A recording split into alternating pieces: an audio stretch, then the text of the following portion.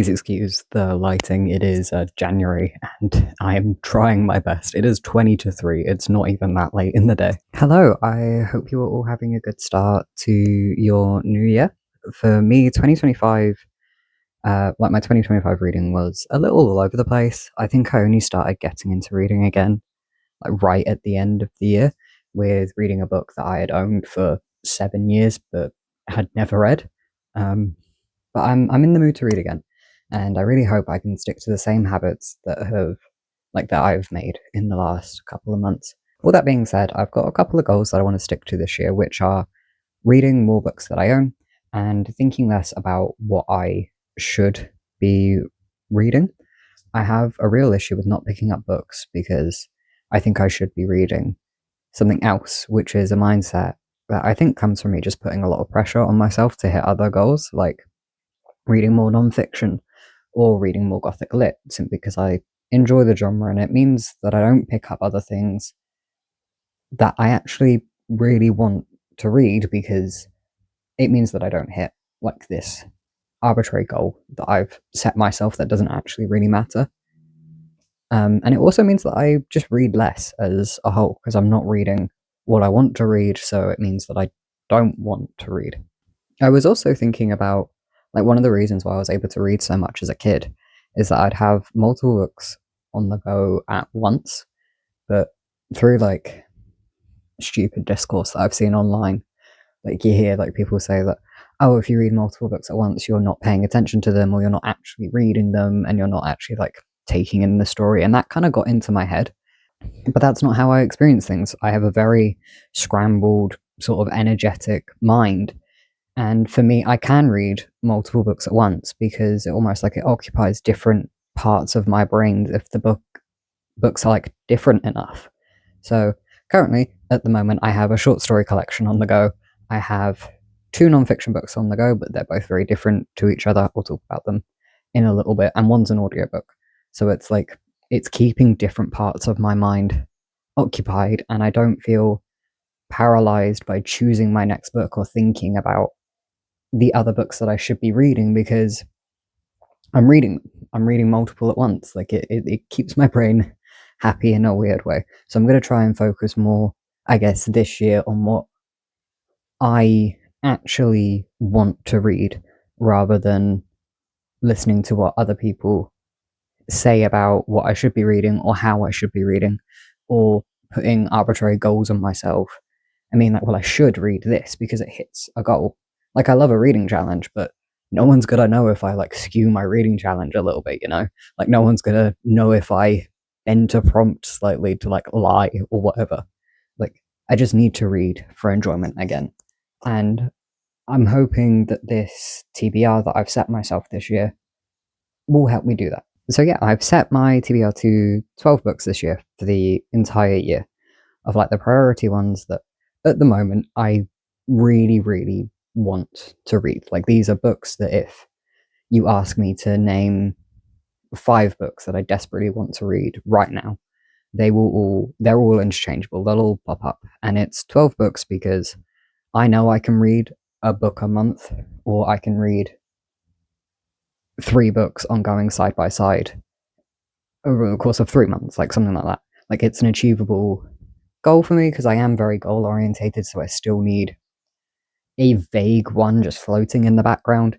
And that's kind of like the idea of this, is to put a vague goal that I can bend slightly, or that I can bend all that I want, but it's still there to actually make me read, which is very helpful for me. One of these books I've also found as like audiobook formats, but most of them, well, all of them on this TBR I own physically, in hopes to hit the goal of like reading more books that I own. Some of these books are also short story collections, which it just like works perfectly for me because I like to read before bed, and a short story of like 10 to 30 pages is just like the right amount for my brain to understand it's time to be more calm. And it's also quite nice to have like a completed story, because then I don't want to know more. Like, I've learned all there is about the story, rather than reading a chapter and then I can get caught in the spiral of, oh, I'll just read another one, or I'll read another one and another one. And like, the goal of reading before bed for me is to kind of calm down and to get my brain to understand that it is calm time, but also it needs occupying. So, yeah, I don't want to read, a book that's like really, really interesting before I go to bed because I'll just want to know more. So that's why short stories are very, very helpful for me. So, the first book that I do want to get around to reading this year is Transformation by Mary Shelley. This is a short story written after Frankenstein in, I think, 1830, but it does follow similar themes. It's about a man that makes a deal with a monster that emerges from the ocean. The other short stories in this book are The Invisible Girl and The Mortal Immortal, which I know nothing about and I'm just going to go in blind to.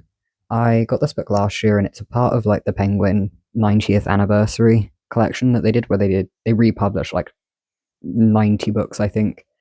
And the front cover is like, it's white and red and it's in the style that was popular at the time when Penguin got a hold of the publishing rights for them. And I think I've said it in a different video, but I really love like that idea. I love the style of these books. I think it's such a good idea. And yeah, I'm really interested in this book because I love Frankenstein and I'm hoping to really love this one too. Like I said, there are two books on this list that I'm currently reading. The first one is Written in Bone, which is by the forensic anthropologist Sue Black, and it discusses how we can identify people and what happened to them in their life through their bones after death. And this book is fascinating. After reading her memoir, which was All That Remains, I think, I knew that I also wanted to read like a more academic focused book by her, and this book is definitely more focused on being informative, but it still has a lot of personal anecdotes that make it easier to understand the information she's telling you. Like I can imagine, I think this woman is a professor at Dundee University in Scotland, and you can really tell that she would be a good lecturer because she's clearly so informed about what she's talking about. She's so experienced, but she's so good at communicating that information, and it's obvious that she really cares, and you can just tell that through her writing. I would check the trigger warnings before reading this book because it is incredibly morbid and quite upsetting. But if it's something that you can handle, then obviously I'm not 100% way through this book, but I would really recommend this book. I think it's really good. The other book I'm currently reading is I Want to Die, But I Want to Eat Tteokbokki by Beksehi. I apologize for how I'm saying that name if it's not quite correct, but it is also a memoir about Sehi's conversations with her psychotherapist over the course of 10 years. It's an incredibly brave story to tell. I know that I wouldn't want my therapy sessions to be available to the public, but as someone who is going into this field of work, I greatly appreciate stories like this because it is helpful to learn what people find helpful and what they don't so that you can put that into your practice going forward and improve your practice. Overall, I would also recommend this memoir as it's made me personally feel quite seen, but I also think it's good.